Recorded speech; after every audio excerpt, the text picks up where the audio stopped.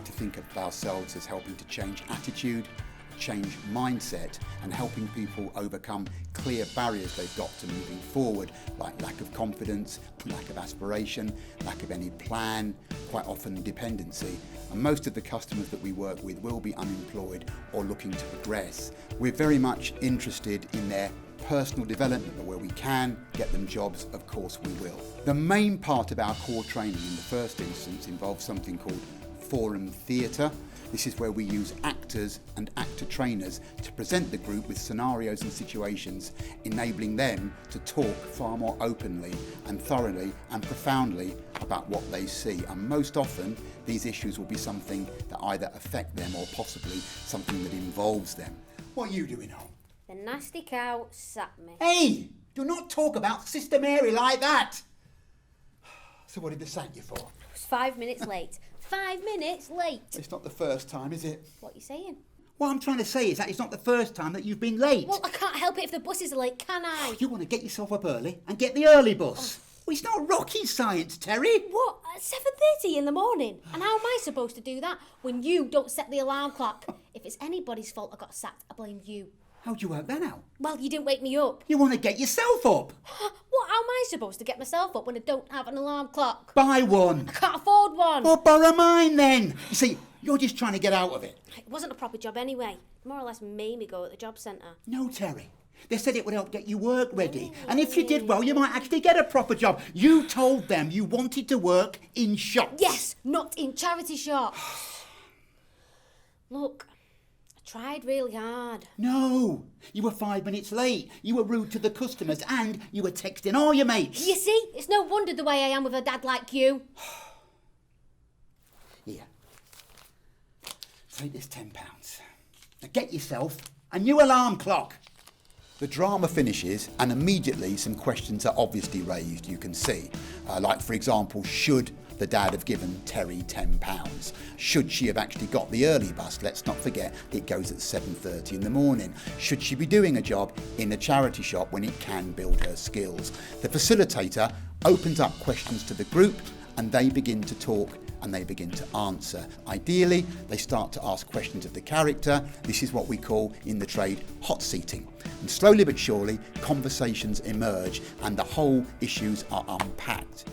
I'm not going back to college. I had enough of all that school stuff. Okay, we'll ring up about the cleaning job.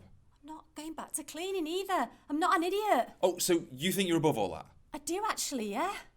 All right, well, you've not had a job for 2 years. You've Yeah. no qualifications. And? What kind of job do you think you're going to get? Well, obviously I'm not going to get any job now, am I? You could call about the cleaning job. Oh my God, will you stop going on about this cleaning job? I'm sick of it. I've got a sense of pride. Oh, right. If you had a sense of pride, wouldn't having any job be better than no job? Do you know what? I've had enough. I'm going out. Sick here. So why won't you go for the cleaning job? Because I've done it before. It's like going backwards. I'm 40 years old and I want a challenge. I want to be a cook. I know I could be good at it, and that's what I want to do. So how do you find living with Lou? I'm finding it a real challenge living with her at the moment because she's just constantly negative. She doesn't. I give her advice and she just doesn't sort of act on it. She finds an excuse for everything. She constantly has a go at me for not supporting her when all I do is support her. And it's exhausting. I'm working really hard. I'm having to pay all the bills on my own. She's just got unrealistic expectations. She wants to be a cook. Yeah, she's a great cook, but she won't even sort of start a little bit lower. If there was a job at her kitchen, which was cleaning in a kitchen, she wouldn't even do it because she doesn't want to clean again. But it'd get her in, but she wouldn't listen to me, so it's a nightmare, to be honest with you. We at People Plus have been using Wing for about 3 years now. We find that their approach really does support the hard to reach customers. We've seen people go from absolute nervous wrecks and coming out shining, wanting to work, eager to work. They also love the one-to-one support that Phil and the team do actually give to our guys as well. The Wing course has changed my life for the better. I find it's brought me out of my shell a lot more. I'm a lot more confident and I've got a higher self-esteem. I recommend Wing because it'll help you to understand, you have a lot to offer in life, and it also basically helps you understand that, the world is your oyster. To give you the confidence to move on and forward and, take a little bit of control for where you want to be in the future. I felt very supportive throughout the course because I felt everyone cared for one another in their own little way, and they always made time for you on a bigger scale than anyone else I've been with throughout the course. Upon leaving the wing course, I attended an interview for a retail group and managed to get myself an assistant manager's role, which I never thought I'd get, straight from leaving this course, and that's the confidence it gave me. And I've just gone from strength to strength. I'm now run my own shop.